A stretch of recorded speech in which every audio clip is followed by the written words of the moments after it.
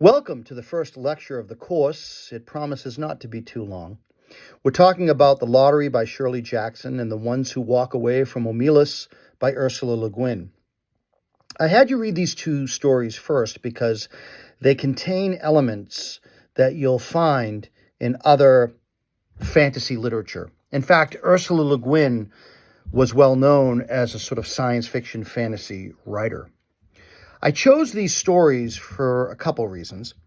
Among them, it's an easy sort of entree into the course, but also because these two stories, though different, share something in common, a vital theme, a vital motif that they share in common. And that is post hoc ergo propter hoc. It's a Latin phrase, and it's a type of fallacy. It's an illogical fallacy. Both stories are predicated upon an illogical fallacy, and it's the post hoc ergo propter hoc fallacy, which basically states that because A came before B, A caused B, and that's not always the case, right? Superstitions are based on that. Step on a crack, break your mother's back. Smash a mirror, you get 7 years bad luck, right? They're not really connected. In this story, both communities believe that making a sacrifice will bring about good fortune. Now, what's interesting is that the lottery takes place, it appears, somewhere in rural America.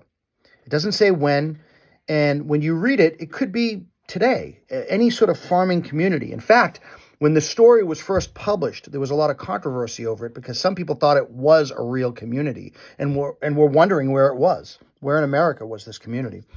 It takes place at the beginning of summer.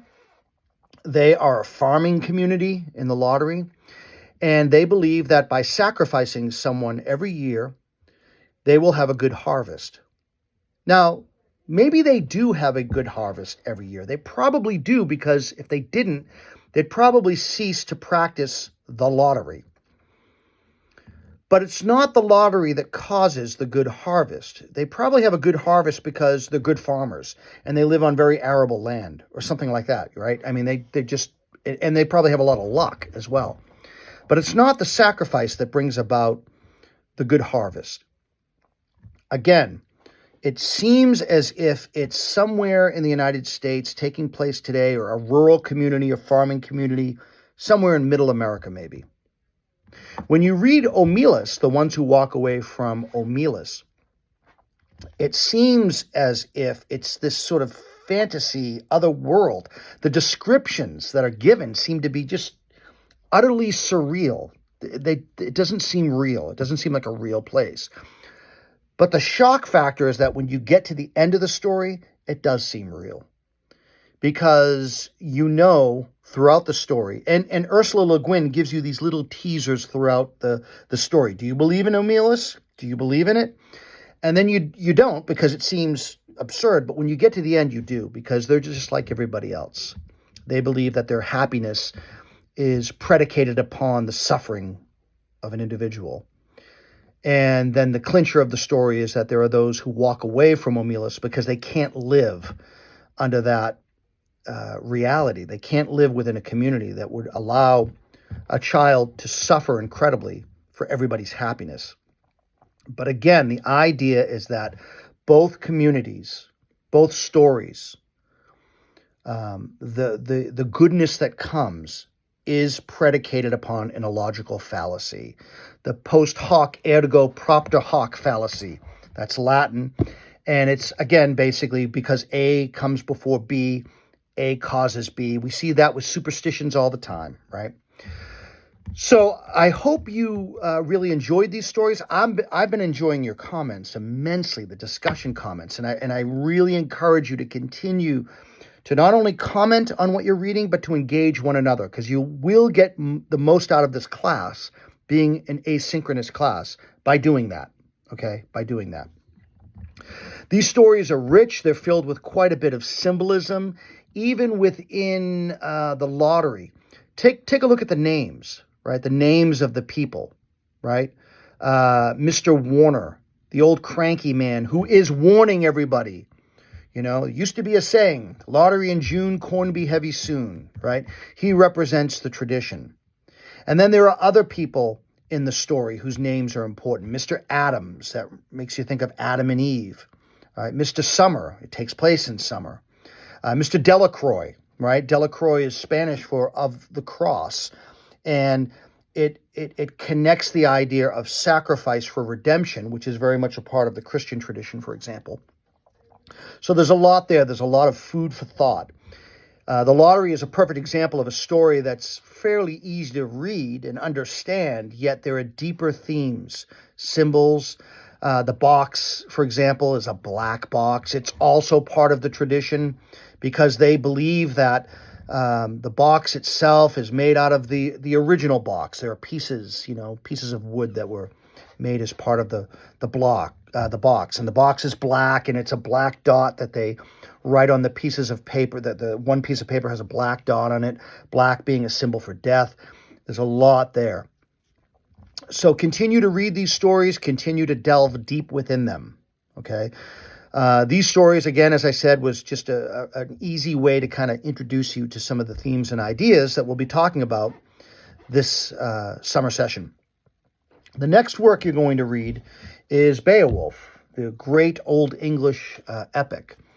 It's going to be a little harder to read than Omelas or The Lottery, but stick with it. It's a very, very rich story. If any of you are fans of the Lord of the Rings series by Tolkien, you'll love Beowulf. You'll love it because it was sort of the inspiration, the impetus for the Lord of the Rings series. I am very interested in knowing what pieces you would like to read, okay? Even though we have 6 more weeks of the course, it'll be hard for us to read many, many more novels. After you read Beowulf, I want you to read John Gardner's novel Grendel. So get a hold of that, because that is a modern-day fantasy adaptation of the story of Beowulf, at least the first part of the story. Beowulf's really divided into 3 parts, even though the writer doesn't clearly demarcate the book that way. It's really divided into 3 parts. And the first part, John Gardner does a modern-day adaptation that's very, very philosophical, owes a great tip of the hat to existentialism. And we'll talk more about that in 2 weeks. Next week, we're going to talk more about Beowulf. So I'm going to post a question for you to dialogue with one another again, to comment, right, and to dialogue about Beowulf. In the meantime, after you read that, get a head start by reading Grendel by John Gardner. And please, please, please email me at my Endicott email address, which is just jtamilio@endicott.edu, letting me know what other authors or works that you are interested in reading this semester. That second part of the syllabus was left blank on purpose. I have plenty of works I can suggest, right? But I'm very interested in what your interests are, where they lie in terms of this subject matter. Please contact me. I know some of you have already. If you have any questions or any concerns at all, I'm happy to help. My email address I just mentioned. My phone number is 913-909-6591. Keep reading, keep writing, and be thinking about your final project, because I'm going to ask you to think about some of the early works you read, like Beowulf, and to think about themes. Be looking at common themes, common motifs, ideas that seem to be common among these pieces of literature. And you're going to grab onto one of them and use it as a way to explore a particular work that you would like to delve into deeper as a final project for the course.